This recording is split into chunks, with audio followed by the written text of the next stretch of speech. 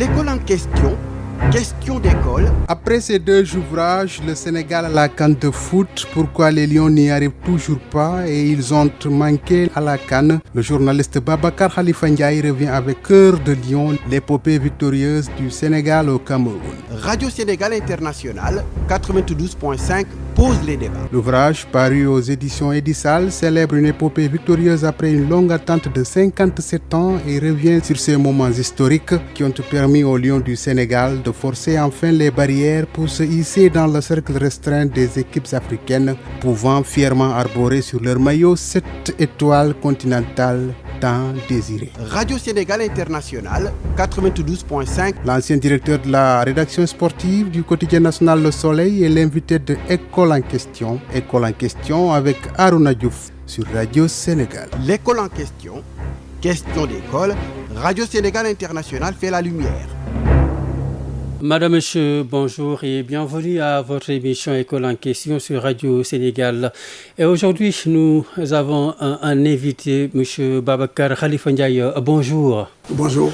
Voilà, donc merci d'avoir accepté cette invitation de Radio Sénégal. Babacar Khalifa Ndiaye, notre doyen, vous avez servi dans tous les desks avant de devenir pendant 20 ans au quotidien national Le Soleil de 1997 à votre retraite en avril 2017, le chef de service puis le directeur de la rédaction sportive du quotidien national. Vous êtes formateur au CESTI, le centre d'études des sciences et techniques de l'information. Vous aimez le sport, le foot. Vous avez parcouru le monde pour la couverture de grandes manifestations sportives comme les Jeux olympiques, la Coupe du monde et la Coupe d'Afrique des Nations de football, le rallye à Paris-Dakar, les Jeux universitaires mondiaux et ouest-africains, entre autres.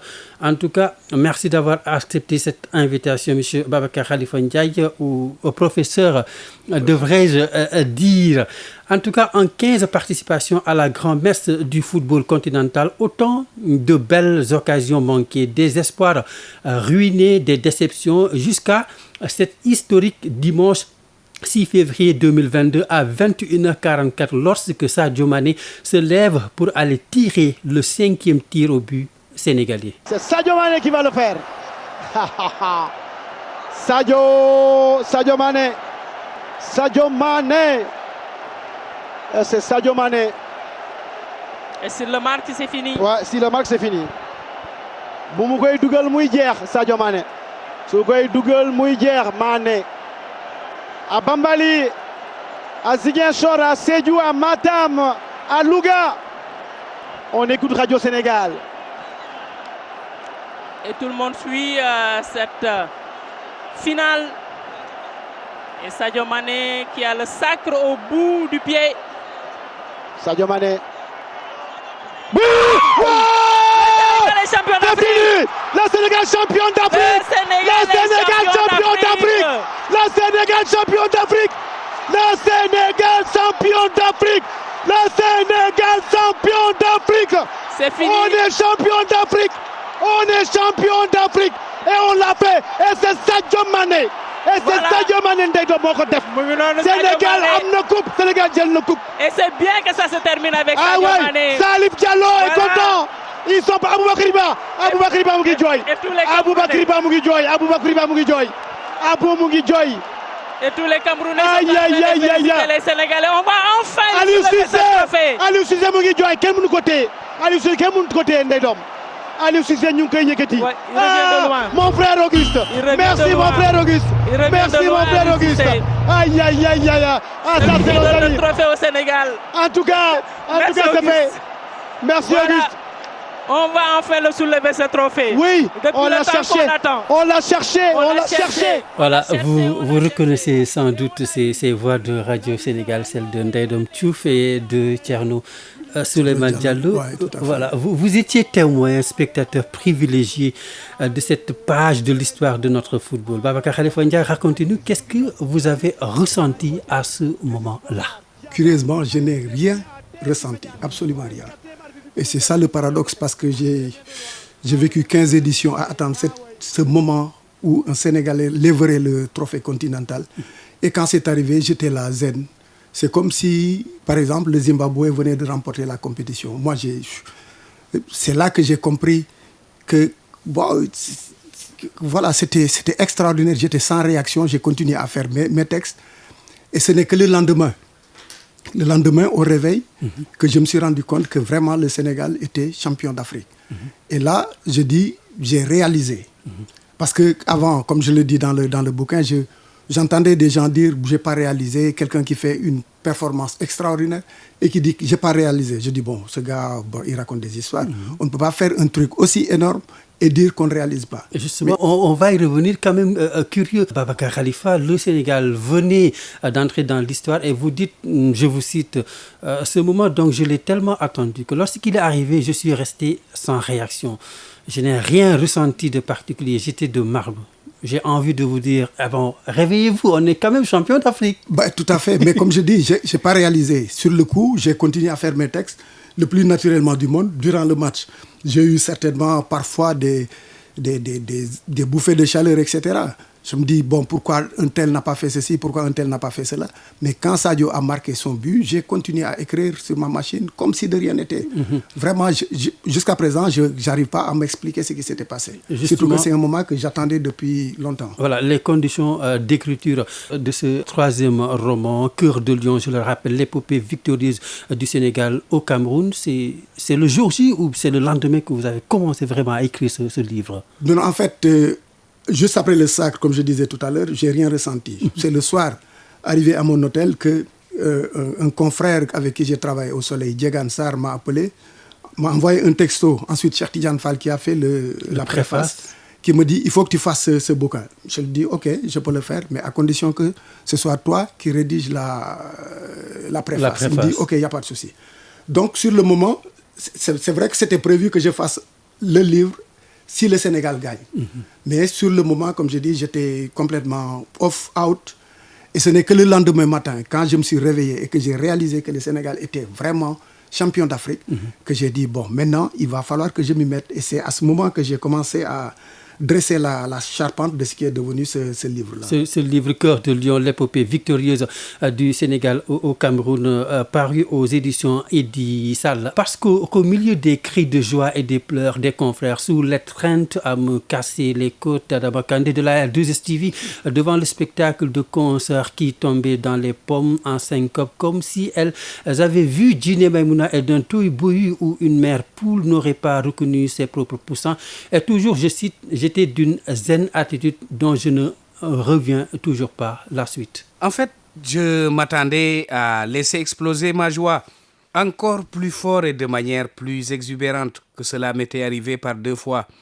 Le 21 août 1999 d'abord, sur les hauteurs d'Asmara, en Érythrée, lorsque l'équipe entraînée par l'Allemand Peter Schnittger était allée décrocher 2-0 lors de la dernière journée des barrages tripartites Sénégal-Zimbabwe-Érythrée, son ticket pour la première CAN, co-organisée par 2 pays, le Nigeria et le Ghana en 2000. Puis, le 21 juillet 2001, dans la froidure de Windhoek, lorsque le Français Bruno Metsu, aux commandes techniques, les Fadiga, Pape Thiaw, Moussa Ndiaye et El Hadj avaient décroché le visa pour leur premier mondial en 2002 en Corée du Sud et au Japon, aux dépens de la Namibie, 5-0.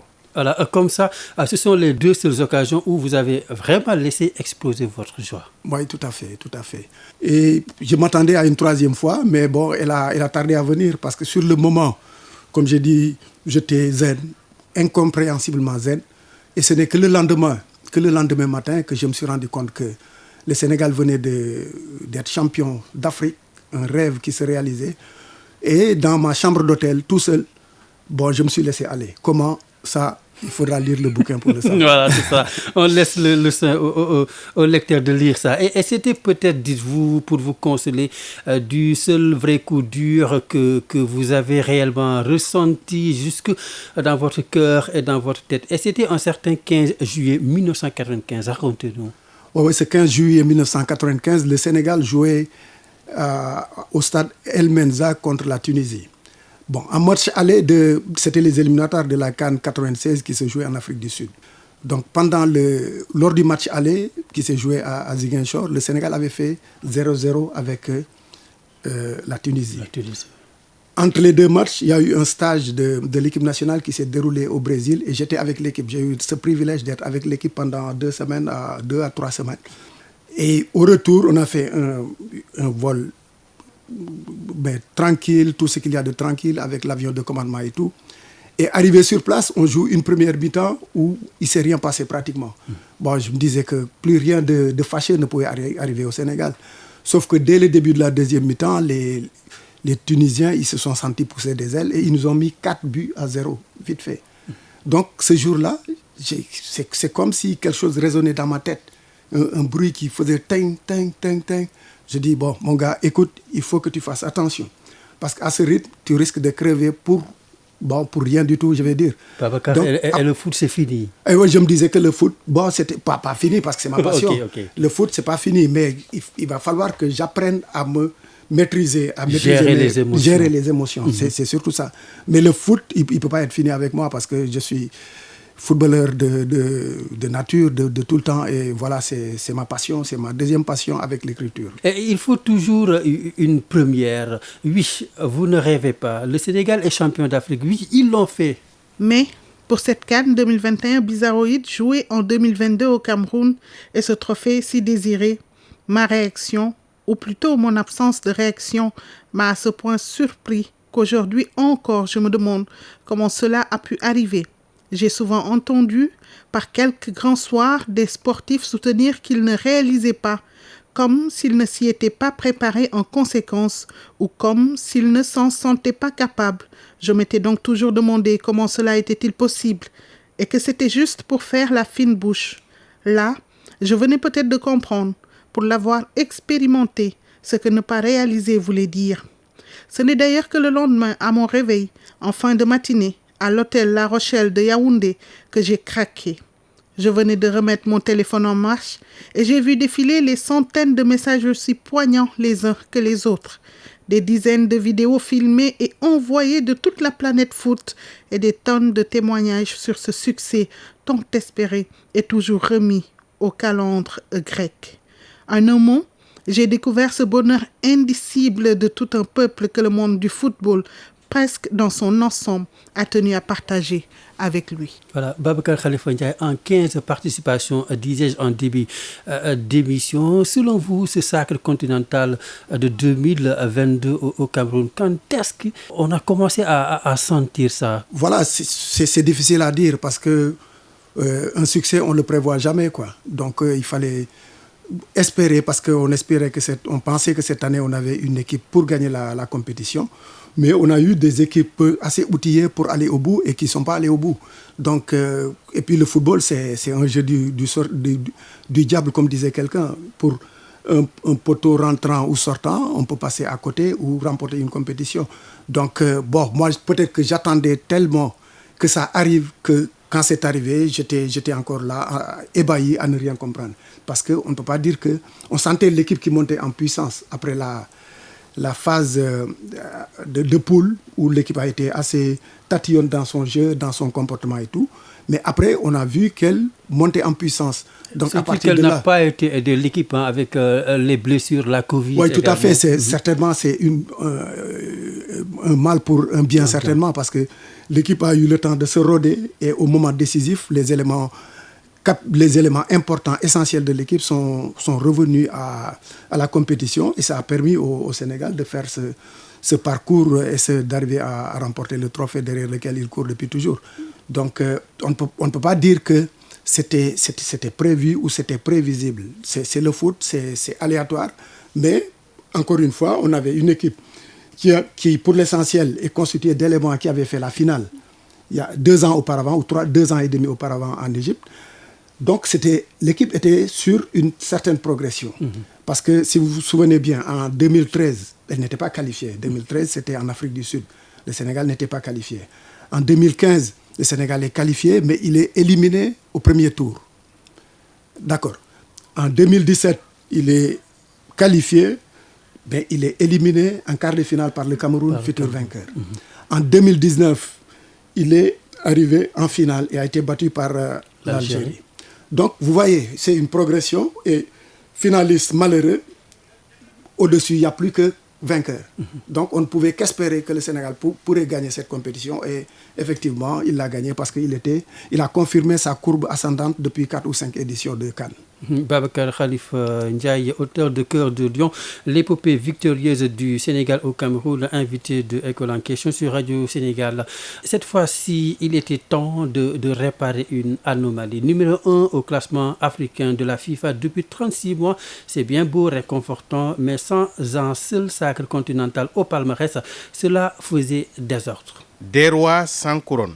Se sont souvent moqués certains Africains à chaque fois que des compatriotes se gargarisaient de leur ranking continental, voire mondial. Surtout que, malgré ces états de service proches de zéro, les Lions étaient classés parmi les favoris de la CAN à chaque fois qu'ils se qualifiaient pour la phase finale.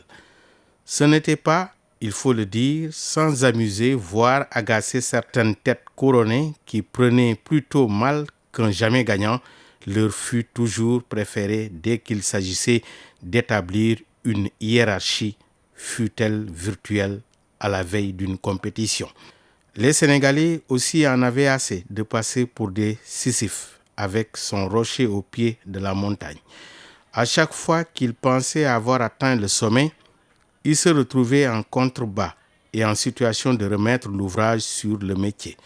Et cela durait depuis 57 ans et la Coupe d'Afrique des Nations disputée en 1965 en Tunisie. 15 participations et pas un seul titre à exhiber pour fouetter la fierté nationale.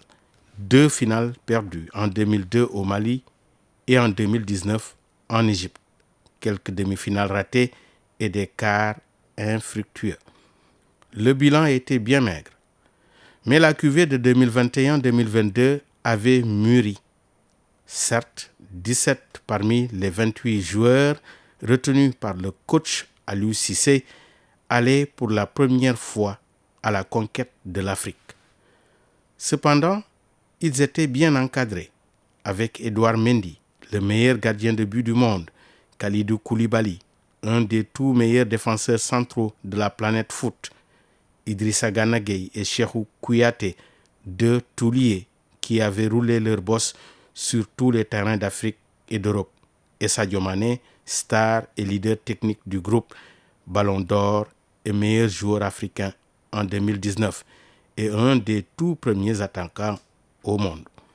En plus, le coach Aliou Cissé en serait à sa 3e CAN de suite, un record au Sénégal et peut-être en Afrique, en plus d'en avoir disputé 2 comme joueur en 2002 au Mali, où il était capitaine d'équipe, et en 2004 en Tunisie.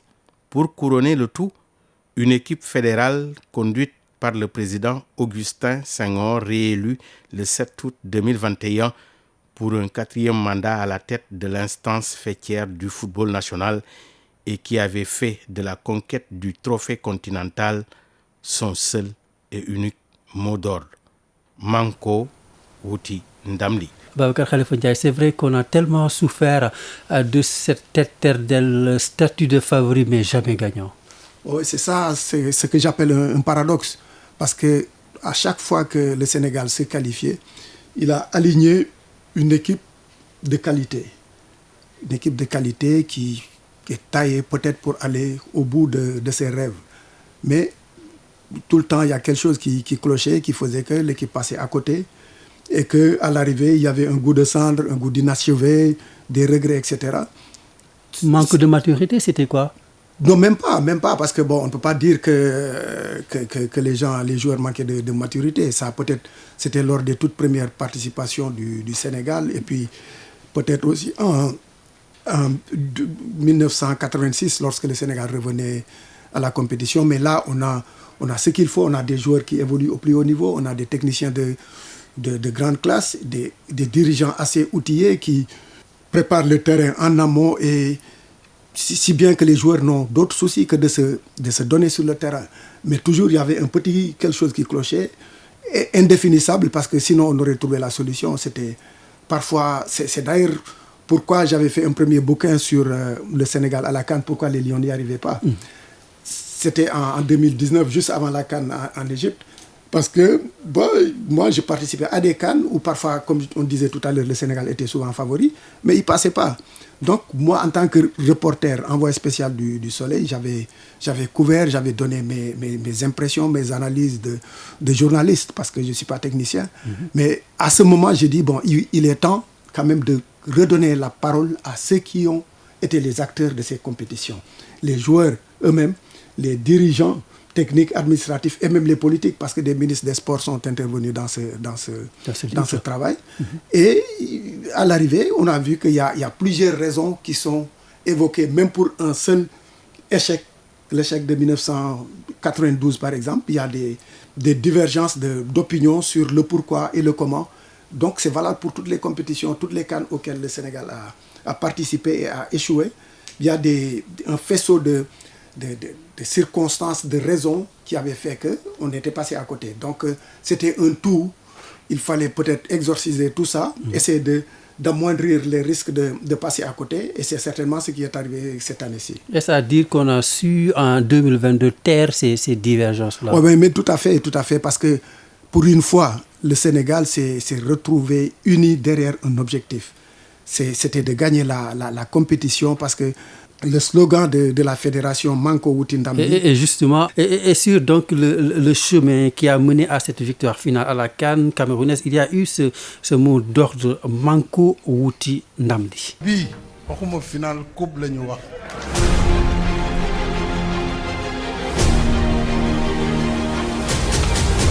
Li ñu leen di xaar mooy fi kenn yeggagul Sénégal, kenn yóbbu fa Sénégal, yal na leen ci Yàlla jàppale.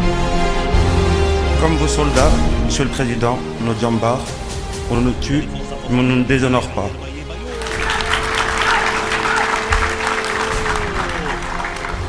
Nous reviendrons avec la fierté de la mission accomplie, Monsieur le Président. Manko Indi Ndamli et aussi notre cri de ralliement. Voilà, comme le dit le capitaine Kalidou Koulibaly, un cri de ralliement. Quel impact dans cette consécration? Mais je pense que, je ne vais pas dire pour une fois, mais en tout cas, cette fois-ci, les joueurs étaient conscients de l'attente. Parce qu'ils ont toujours reçu le drapeau national au moment de partir en compétition. Mais jamais, je dis, le président de la République ne leur a dit « Nous voulons la coupe. Cette fois-ci, c'est la coupe que nous voulons. » Et comme je disais tout à l'heure, on a été en finale, vu la courbe ascendante sur laquelle était le Sénégal. On a été en finale, il restait que remporter la compétition. On avait les éléments qu'il fallait, l'État a mis les moyens qu'il fallait, les joueurs, on les a cités, qui sont parmi les meilleurs à leur poste au monde. Donc, voilà. Et puis le peuple, une fois, c'est uni derrière son équipe, tout le monde a prié, tout le monde a... J'évoque l'anecdote du Sénégalais de Bujumbura qui me dit que à chaque match du Sénégal, la communauté sénégalaise de Bujumbura allait faire des dons, des sacrifices, etc. pour que le Sénégal gagne. Parce que tout le monde se sentait concerné. Pardon ? Guéné Sarah. Guéné Sarah, voilà. Guéné Sarah. À chaque fois que le Sénégal jouait, Guéné Sarah. Et puis même au Cameroun, il y a des officiels dont je tairai le nom, mais qui tous les jours de match allaient dans des orphelinats, dans des trucs comme ça, pour faire des sarahs, pour que le Sénégal passe. Donc, vraiment, cette fois-ci, je raconte aussi l'histoire du Sénégalais qui est enseignant à Rio. Lui, il a tiré son chapelet à casser les perles parce qu'il fallait que le Sénégal gagne cette fois-ci. On avait vraiment assez souffert de ne pas gagner, de ne rien gagner jusqu'ici.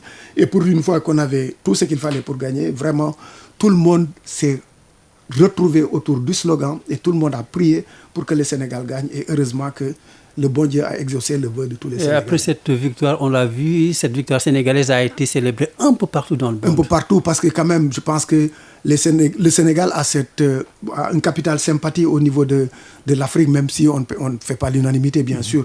Mais les gens, je pense qu'ils sont reconnaissants du Sénégal depuis 2002. Et la Coupe du Monde où le Sénégal avait brillé, avait vraiment surpris toute la planète du foot. Donc depuis lors, les Sénégalais, ils sont vus d'un autre œil à travers le monde et surtout en Afrique. Donc je pense que, en tout cas, ce qui est sûr, c'est que pour la finale, on avait plus de partisans non sénégalais que d'adversaires non sénégalais. Et c'était visible à Olembe. Ah oui, tout à fait, parce que même les supporters camerounais, ils étaient à 100% pour le Sénégal. Bon, ils étaient éliminés par l'Égypte aussi, c'était mais normal. Mais c'est ça, mais on a vu la même configuration ailleurs. La même configuration, ça s'est retrouvé ailleurs. C'est-à-dire le finaliste qui joue contre le Sénégal, qui a éliminé le pays organisateur en demi-finale, et tout le pays organisateur était contre le Sénégal. Vous vous rappelez? Oui. Bon, moi je ne vais pas citer, mais tout le monde sait ce qui s'était passé. Donc, l'adversaire du Sénégal en finale avait éliminé le pays organisateur en demi-finale, mais malheureusement, et contre toute attente en finale, mais tous les pays organisateurs étaient pour l'équipe qui avait éliminé l'équipe locale. Cette finale s'était terminée au tir au but. Voilà. Alors, l'État, on ne le dira jamais assez, a toujours été aux côtés de nos sélections nationales. Mais pour cette CAN, au moment de la remise du drapeau national, vous en parlez tout à l'heure, on a eu droit à un discours du président Sall qui avait radicalement changé. L'essentiel pour le chef de l'État n'était plus de participer. C'est la coupe que nous voulons, les beaux vaincus, il y en a marre. Pensez-vous que ce ton y est également pour quelque chose? Mais je crois bien, j'espère. De toute façon, on a vu les joueurs, la preuve, quand ils ont remporté la demi-finale contre le Burkina Faso, ils n'ont pas dansé. Ils ont dit non, on l'a fait il y a 2 ans et demi en Égypte, on est qualifié pour la finale et on s'est mis à danser comme si on avait remporté la compétition. Cette fois-ci, on n'est pas là pour ça. Aller en finale, Sadio le dit d'ailleurs quelque part, dans 10 ans, on se rappellera difficilement du nom du vaincu de la finale. On retiendra le nom du vainqueur. Et à ce moment, les Sénégalais, les joueurs, ils s'étaient dit, non, on est presque au bout du chemin, on ne va pas danser tant qu'on n'aura pas décroché le trophée. Donc, ils étaient conscients des attentes du peuple. Et ils savaient qu'il leur restait un match à jouer qui ne serait pas facile face à l'Égypte qui est recordman d'Afrique des titres. Donc, ce n'était pas facile, mais ils savaient qu'ils en étaient capables et ils l'ont démontré sur le terrain. Alors, ce succès, selon certains analystes du football, n'aurait jamais eu lieu si l'équipe fédérale, n'avait pas opté pour la continuité avec Aliou Cissé, El Tactico, justement, malgré les critiques souvent jugées virulentes, est toujours resté dans sa philosophie. Cette CAN, c'est celle aussi de l'ancien capitaine des Lions, Babacar Khalifa Ndiaye. Oui, tout à fait, parce que c'est lui qui a remporté la compétition en tant que technicien. Cette fois-ci, peut-être qu'il a tenu compte des avis de son entourage, parce que il était entouré quand même de quelques techniciens de haut niveau qui ont observé les adversaires du Sénégal et qui ont dû lui donner des informations sur ces équipes-là. Mais de toutes les façons, c'est son succès à lui et c'est le succès de l'équipe fédérale aussi qui, comme vous l'avez dit tout à l'heure, a cru en Aliou Cissé malgré les critiques sur la façon de jouer de l'équipe, sur la communication même du technicien. Mais il a tenu comme je dis quelque part, il a tenu à mourir avec ses idées, mais heureusement qu'il continue de vivre avec ses idées. Parce qu'un ancien sélectionneur du Sénégal disait que lui, il préférait mourir avec ses idées que vivre avec celles des autres. Mais lui, il est mort avec les idées des autres parce qu'il a complètement chamboulé son équipe et sa façon de monter son équipe, si bien qu'il était passé à côté de son sujet. Donc Aliou, il s'est bonifié, il s'est assagi en quelque sorte, entre guillemets, et il a été plus responsable, entre guillemets, dans son discours. Parce que jusqu'à cette compétition, on entendait toujours dire « Oui, on est le Sénégal, nous sommes le Sénégal. Donc tous les adversaires doivent savoir qu'on est le Sénégal. On n'avait rien gagné, on est le Sénégal, mais on n'avait rien gagné. Mais cette CAN, il est arrivé, il a dit « Ah, c'est pas parce qu'on est le Sénégal qu'on va marcher sur tout le monde. » Déjà, c'était un changement dans le ton qui présageait de quelque chose de bien, parce qu'on ne peut pas dire parce qu'on est le Sénégal, on va marcher sur tout le monde, on n'a rien gagné. Donc, il a parfaitement raison de dire ce n'est pas parce qu'on est le Sénégal qu'on va marcher sur tout le monde. Et ça, heureusement que ça a porté ses fruits, parce qu'on a compris à un moment qu'on était au niveau zéro en matière de palmarès et qu'il fallait progresser pour aller décrocher le premier titre. Et heureusement que lui, il a été assez mature pour transmettre le message à ses joueurs qui lui ont rendu l'appareil. Et on a vu les joueurs le faire voltiger jusqu'au ciel après le sacre parce qu'ils étaient contents, ils savaient que ce sacre, c'était le sacre de Aliou Cissé. Ces rapports également avec la presse, voilà, ils ont évolué également positivement surtout. Oui, ça a évolué, mais pas tant que ça, hein, parce que Aliou, tout le monde le connaît, c'est mon ami, bon, je peux me permettre de dire ça. Bon, il est un peu trop renfermé par rapport à la presse. Bon, il fait juste le nécessaire comme tous les autres techniciens africains en compétition. Il est ouvert lors des conférences d'avant-match et d'après-match. Mais nous Sénégalais, on aurait bien aimé que de temps en temps, il nous permettent d'avoir des interviews, des plongées dans la tanière. Bon, cette fois, au moins, il a dérogé un tout petit peu à son hermétisme parce qu'il est venu rendre visite à l'hôtel des journalistes. Il a passé pratiquement 1-2 heures de temps à discuter avec nous. Donc c'était une bonne chose. Donc je pense que nous, les journalistes, les citoyens lambda, ils sont aussi désireux de victoire que tout le monde. On n'est pas là pour chercher la petite bête à qui que ce soit. Donc, la preuve, comme je le dis dans le bouquin, quand Sadio Mané a marqué son tir au but, mais dans la tribune de presse, c'était des gens qui tombaient en syncope. Moi, j'ai failli laisser mes côtes avec Adama Kandé qui m'a étreint malgré ses maigres bras-là, il a failli me casser les côtes. Donc, on est tous des Sénégalais, on aime ça, on est pour la victoire, on est avec les Lions. Parfois, on est critique. Forcément, c'est la nature de notre boulot qui le veut. Mais on n'a rien contre qui que ce soit. Les joueurs, les dirigeants, les techniciens, on n'a rien contre personne. Mais on fait notre boulot. Il faut que les gens le comprennent comme ça. Et je pense que le message est définitivement passé. Alors, au chapitre 11 de cet ouvrage, Cœur de Lion, l'épopée victorieuse du Sénégal au Cameroun, je vous invite donc, chers auditeurs, à aller voir toutes ces fiches techniques des matchs des Lions justement. Alors, question difficile peut-être, si vous avez à choisir 3 des meilleurs lors de cette compétition-là. 3 des meilleurs, bon, c'est difficile, hein? Bon. Ouais. Mais moi, je dirais d'emblée, je mets Saliou Ciss. Saliou Ciss, il a été extraordinaire. Pas que sur cette compétition d'ailleurs. Bon, je le dis quelque part parce que Aliou, comment il s'appelle, Ciss. Saliou Ciss, il est l'un des meilleurs défenseurs du Sénégal en équipe nationale ces dernières années. Mais malheureusement, lui, je ne sais pas pourquoi il n'est pas reconnu à sa juste valeur. Surtout par les clubs UP européens.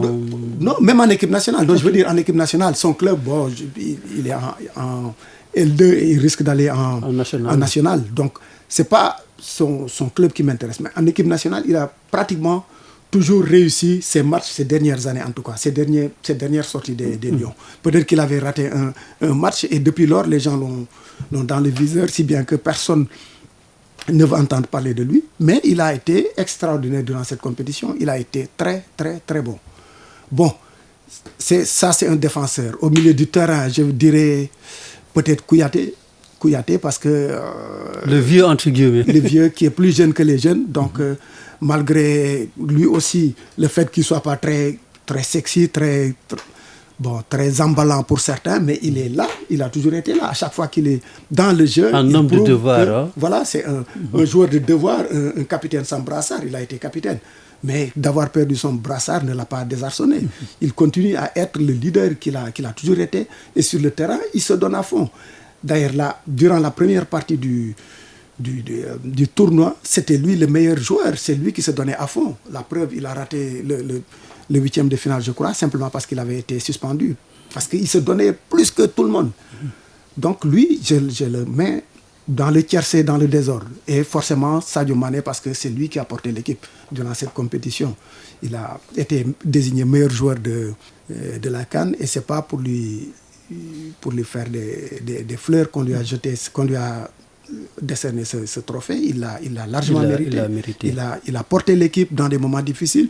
Il s'est même sacrifié, on l'a vu contre le Cap-Vert, parce que le coup de tête qu'il est allé prendre là, personne d'autre que lui n'aurait fait pareil. Même les plus grands attaquants, Rubesch, l'Allemand qui était super bon de la tête, il serait très costaud, il ne serait même certainement pas allé chercher ce ballon. Mais lui, il est parti parce qu'il savait qu'il y avait l'attente du peuple derrière et que lui, en tant que leader technique, il lui fallait donner le ton. Et il est allé, il a payé de sa personne, ça n'a pas marché sur le coup, mais heureusement que quelques minutes après, en tout cas, il a eu la possibilité d'ouvrir le score et de mettre le Sénégal sur le chemin de la victoire. Alors, Babacar Khalifa Ndiaye, nous allons revenir un peu en arrière. Le Sénégal, champion d'Afrique pour la première fois de son histoire. On en avait tellement rêvé, on a évoqué en début d'émission les échecs. Et pour vous, la CAN de 1990 aurait pu être la première que le Sénégal était en mesure de remporter. Oui, tout à fait. Parce que là, en 90, on avait une équipe mûre avec des joueurs qui étaient vraiment au summum de leur art. Les Jules-François Bocandé, Roger Mendy, Cheikh Seck, Moussa Ndao et autres. C'était une équipe mais extraordinaire. Et un coach qui, quoi qu'on dise, avait déjà gagné la CAN. Il avait gagné en 88 avec le Cameroun. Donc on avait tout ce qu'il fallait. Et c'était tellement vrai que l'Algérie, qui organisait la compétition, ne voyait que le Sénégal pour l'empêcher d'être champion. Parce que l'entraîneur de l'Algérie, Kermali, il me disait tout le temps, parce que moi j'étais basé à Alger pendant que l'autre équipe du Soleil était à Annaba, où était domiciliée l'équipe du Sénégal. Donc moi je couvrais la poule d'Alger et tous les jours, ou pratiquement tous les 2 jours, j'allais voir l'entraîneur de l'Algérie qui me disait que dans cette compétition, il n'y a que le Sénégal qui peut nous battre. Mais malheureusement, quand on a accédé en demi-finale, le coach d'alors, il a dit, bon, on a atteint notre objectif, qui était d'être en demi-finale. C'était Claude Leroy. Claude Leroy dit, ouais, on a atteint notre objectif, qui était d'être en demi-finale. Maintenant, on attend, dans 2 ans, chez nous, on va remporter la compétition. Et on sait ce qui s'est passé 2 ans plus tard, parce que dès les quarts de finale, on a été éliminé. Il y a 90, il y a également 2002, l'épopée. Que le regret également. Oui, 2002, une équipe qui aurait pu regrets, remporter cette CAN. On n'a rien à reprocher à l'équipe. Elle a fait tout ce qu'elle avait à faire. Et moi, je pense que c'était l'un des meilleurs groupes que le Sénégal ait jamais eu. C'est ce groupe, cette équipe de 2002. Parce que, par exemple, après 2 matchs à la CAN 2002, l'équipe était déjà qualifiée parce qu'elle avait enregistré 2 victoires. Et le 3e match, le Sénégal devait le jouer à Caille contre la Tunisie. La Tunisie qui était mondialiste, qui était qualifiée au mondial comme le Sénégal. Et le Sénégal a aligné une équipe B, l'équipe des remplaçants. Il n'y avait qu'un seul titulaire dans cette équipe et c'était Pape Malick Diop. Tous les autres, c'était des remplaçants. Et ils ont tenu échec à la Tunisie. Ils ont fait 0-0. C'est pour dire la qualité de cette équipe-là. Donc c'était un groupe mais extraordinairement bon, mais qui malheureusement n'a pas remporté la compétition parce que ça s'est joué au tir au but. Ça aurait pu être le Sénégal, ça a été finalement le Cameroun. Et dans la foulée de cette CAN, le Sénégal est allé faire cette bonne Coupe du Monde de 2002 en Corée du Sud et au Japon, où on a été jusqu'en quart de finale. La preuve que c'était une bonne équipe. C'était une bonne équipe. Babacar Khalifa Ndiaye, invité d'école en question sur Radio Sénégal. Alors, le Sénégal, champion d'Afrique, il ne fallait pas se louper en tout cas la Coupe du Monde Qatar 2022. Et comme par hasard, comme lors de la finale de la CAN, il fallait passer par l'Égypte pour encore écrire l'histoire. La suite, on la connaît, ce même Sadio Mané, comme au stade Olembe, a permis au Sénégal de rêver encore. Cette fois-ci, c'était Abdoulaye Wade de Diamniadio. Il ne fallait pas se louper. 1, parce qu'on avait un statut à défendre de champion d'Afrique. Et 2, il fallait éviter le syndrome italien. Un champion continental privé de Coupe du Monde. Heureusement que ça ne nous est pas arrivé. On a enchaîné. On a mis la cerise sur le gâteau avec une qualification en Coupe du Monde. Ça aurait peut-être fait désordre si on ne s'était pas qualifié, même si, bon, on était déjà très content d'être champion d'Afrique, mais avec la cerise sur le gâteau, c'est tout bénef. L'Égypte était revancharde. On a vu ce qui s'est passé au match aller et au match retour aussi, parce que, bon, on a voulu rendre la monnaie de leur pièce aux Égyptiens. Bon, ça ne nous honore pas tellement, mais bon, c'est ça, c'est des choses à éviter, mais bon, on est qualifié et c'est le principal. Il faut éviter que de pareilles choses se reproduisent, mais on ne va pas dire que, bon, quel que soit le flacon, l'essentiel c'est d'être ivre. Non, mais on voulait se qualifier, bien se qualifier. On l'a fait. On l'a fait. Voilà, une double confrontation Égypte-Sénégal qui a permis de mettre en lumière également 2 joueurs, 2 stars, des coéquipiers de Liverpool, Sadio Mané et Mohamed Salah. Aujourd'hui, dans la course au Ballon d'Or africain, d'abord, le Sénégalais a-t-il les faveurs des pronostics, même s'il y a Edouard Mendy, qui sort d'une très bonne saison. D'abord, il faut que ce ballon d'or ou ce titre de meilleur footballeur africain se tienne, parce que jusqu'ici, on ne sait pas si ça va se tenir ou si ça ne va pas se tenir. Mais de toutes les façons, moi, je pense que Sadio a une longueur d'avance sur Salah, parce qu'il l'a battu 2 fois. Il l'a battu 2 fois. Il est champion d'Afrique, il est mondialiste, alors que Salah ne l'est pas. Salah, peut-être qu'il est meilleur buteur de la Premier League et qu'il est le meilleur joueur de la Premier League aussi. Bon, mais en tout cas, nous sommes des Africains et nous devons mettre en avant la compétition africaine. Surtout que même en Angleterre, Sadio Mané n'est pas totalement largué par Salah. Donc je pense qu'il est en bonne posture pour remporter le titre si jamais il est décerné. Edouard aussi peut jouer les outsiders. On le lui souhaite vivement, parce que lui aussi, il a fait une excellente saison, même si dernièrement, ça ne va pas trop pour lui et son équipe. Mais bon, en tout cas, on a 2 chances sur 3 d'avoir le Ballon d'Or ici au Sénégal. Et bon, logiquement, ça devrait rester au Sénégal, puisque le dernier à l'avoir eu, c'est Sadio Mané en 2019. Un autre Ballon d'Or, cette fois-ci plus prestigieux, celui de France Football. Le débat est lancé. Sadio Mané, le Sénégalais, et Karim Benzema, le Français, vont à coup sûr se disputer cette récompense individuelle. Voilà, il y a Kevin De Bruyne à côté. Je ne vais pas vous demander votre préférence, Babacar Khalifa Ndiaye, mais est-ce que la finale de la Ligue européenne des champions, prévue à Paris le 28 mai prochain entre le Real Madrid et Liverpool, sera déterminante dans l'attribution de ce Ballon d'Or?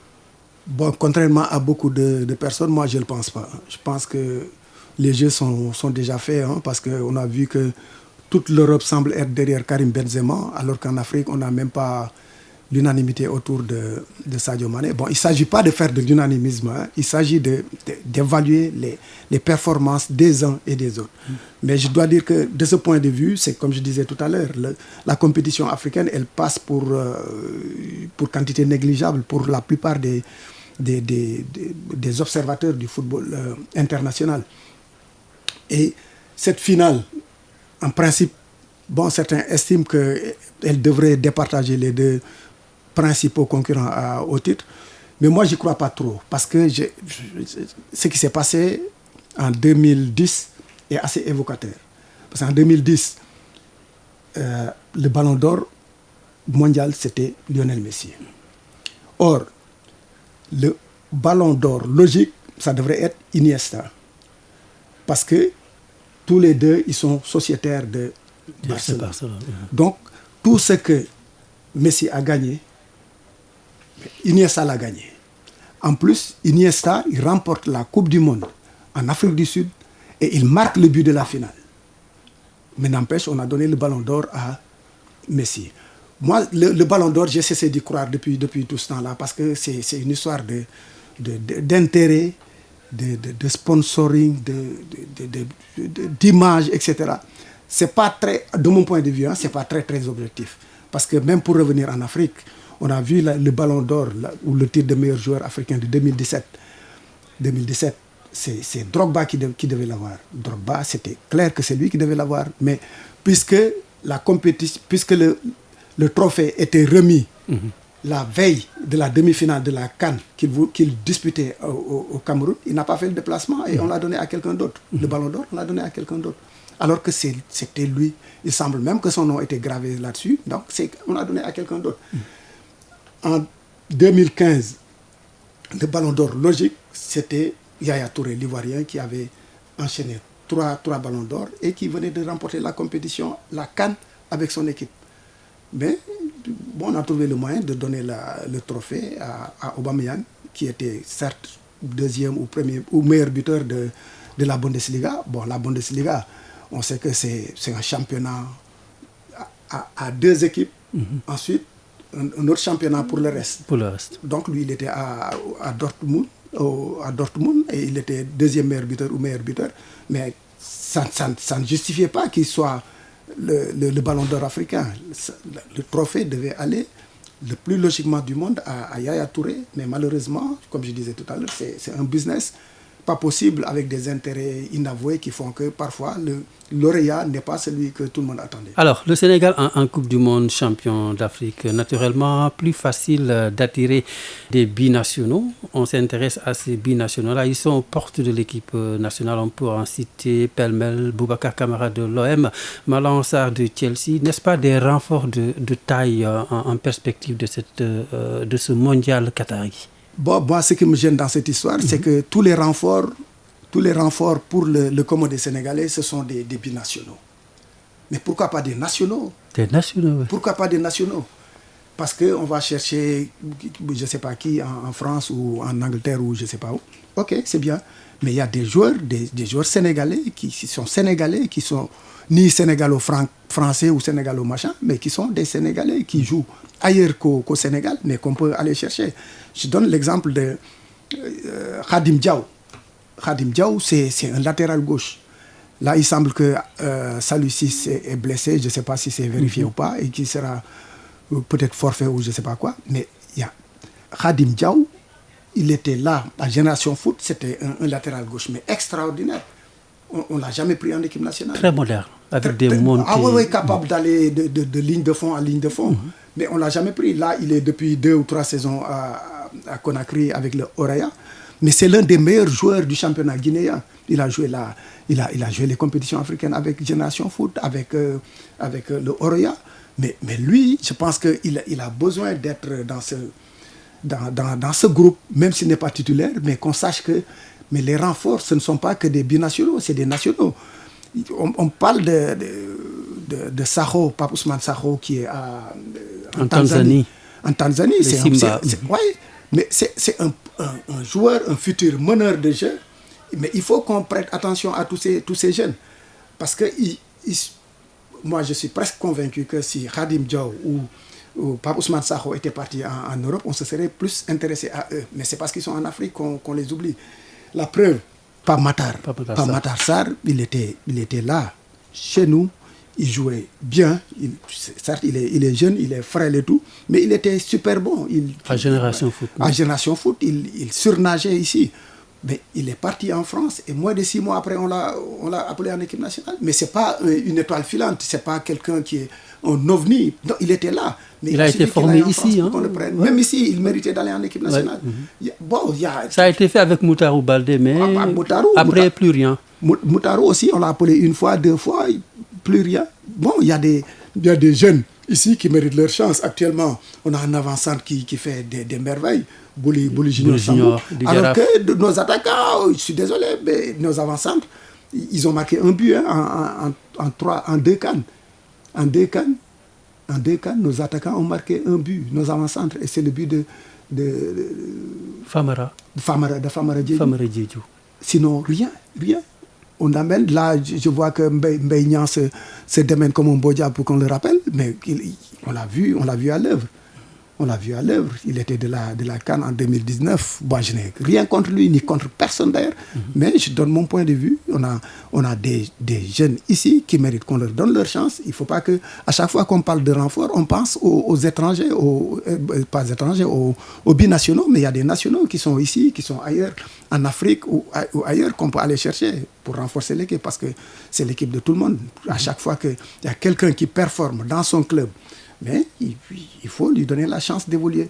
Surtout encore une fois, parce que pour les Sénégalais qui jouent en Afrique, ils n'ont pas la chance de jouer la CAN parce qu'ils ne jouent pas au Sénégal. Le CHAN, parce qu'ils ne jouent pas au Sénégal.